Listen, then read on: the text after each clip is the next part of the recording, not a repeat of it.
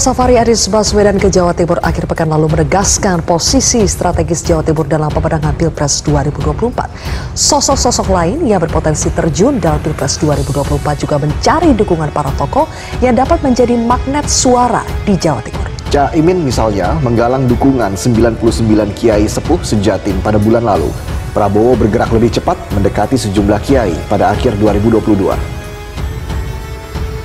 Pilpres 2004 dan 2014 mencerminkan posisi strategis NU dalam pemenangan pemilu. Pada 2004, praktis hampir semua cawapres terasosiasi dengan NU, baik struktural maupun kultural.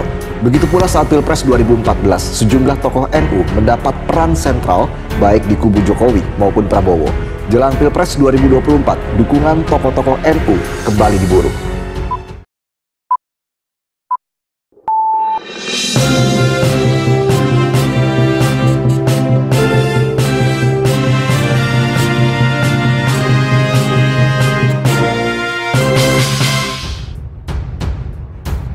Pemirsa, Safari Anies Baswedan ke Jawa Timur akhir pekan lalu menegaskan posisi strategis Jawa Timur dalam pemenangan Pilpres 2024. Sosok-sosok lain yang berpotensi terjun dalam Pilpres 2024 juga mencari dukungan para tokoh yang dapat menjadi magnet suara di Jawa Timur. Caimin misalnya menggalang dukungan 99 kiai sepuh sejatim pada bulan lalu. Prabowo bergerak lebih cepat mendekati sejumlah kiai pada akhir 2022. Pilpres 2004 dan 2014 mencerminkan posisi strategis NU dalam pemenangan pemilu. Pada 2004, praktis hampir semua cawapres terasosiasi dengan NU, baik struktural maupun kultural. Begitu pula saat Pilpres 2014, sejumlah tokoh NU mendapat peran sentral baik di kubu Jokowi maupun Prabowo. Jelang Pilpres 2024, dukungan tokoh-tokoh NU kembali diburu. Inilah momen saat Ketua Umum PDIP Megawati Soekarno Putri berdekatan dengan Gubernur Jawa Timur, Khofifah Indar Parawansa, pada sebuah acara yang digelar Abdesi hari Minggu lalu. Kebetulan, keduanya hadir sebagai penerima penghargaan dari Abdesi. Namun apakah juga kebetulan Mbak Mega dan Khofifah duduk berdampingan? Atau ini merupakan sinyal perjodohan belakangan? Khofifah memang tengah jadi primadona. Baca pres Partai Gerindra, Prabowo Subianto misalnya, beberapa kali menemui Khofifah.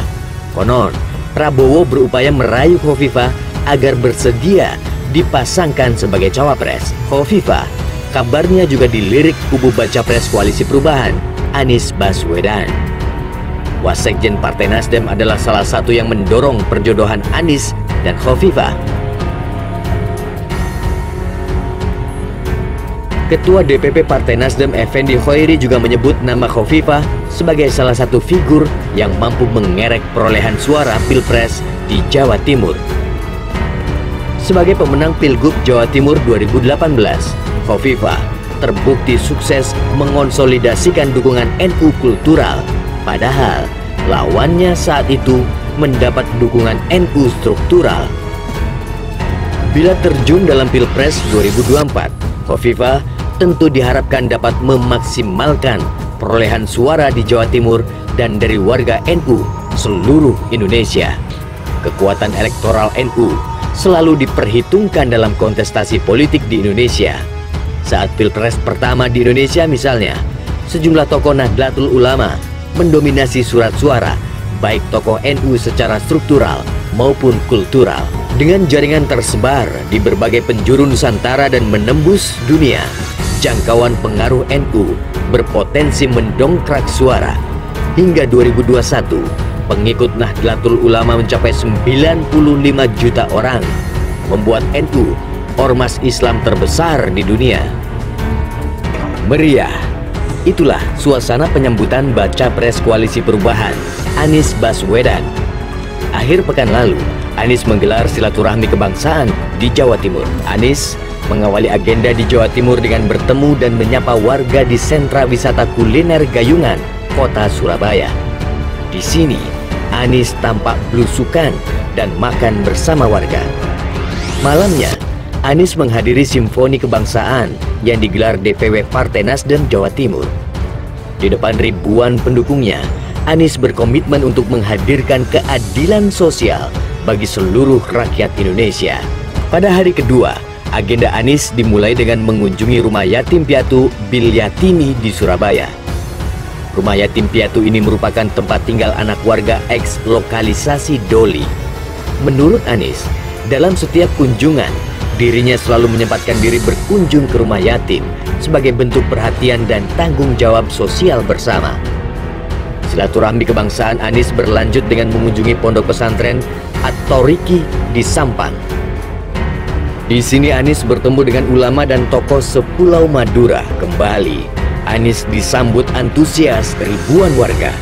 Menurut Anies, masyarakat Madura dikenal pemberani dan berkomitmen menegakkan keadilan. Sejalan dengan komitmen Anies Baswedan. Usai dari Madura, Anies kembali belusukan di tengah warga. Kali ini untuk menikmati suasana malam hari di Jalan Tunjungan, Surabaya.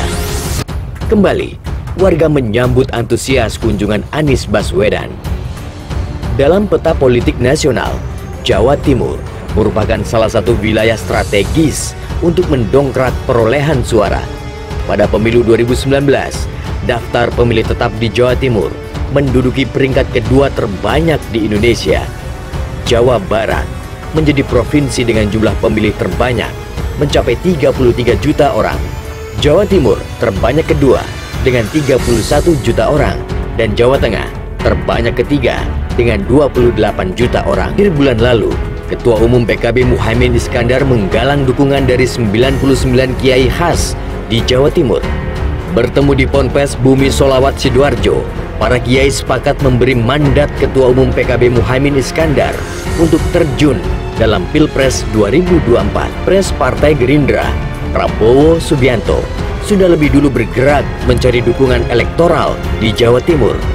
Akhir tahun lalu, Prabowo menggelar pertemuan dengan belasan ulama dan kiai di Surabaya selama 5 jam.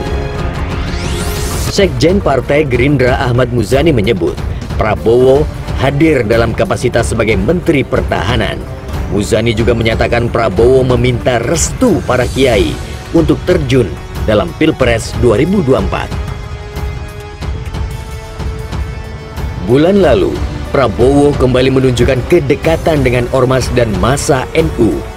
Dalam kapasitas sebagai Menteri Pertahanan, Prabowo menghadiri puncak peringatan 1 abad Nahdlatul Ulama di Gelora Delta Sidoarjo. Begitu pula dengan Ketua Umum Partai Golkar Airlangga Hartarto yang menyempatkan diri berkunjung ke sejumlah pondok pesantren di Jawa Timur. Walau belum mengantongi tiket untuk terjun dalam Pilpres, Airlangga telah mendapat mandat sebagai capres dari Partai Golkar. Belakangan, Menteri BUMN Erick Thohir juga mendekatkan diri dengan NU. Saat peringatan 1 abad NU beberapa waktu lalu, Erick terlibat langsung sebagai ketua pengarah peringatan Harlah 1 abad NU.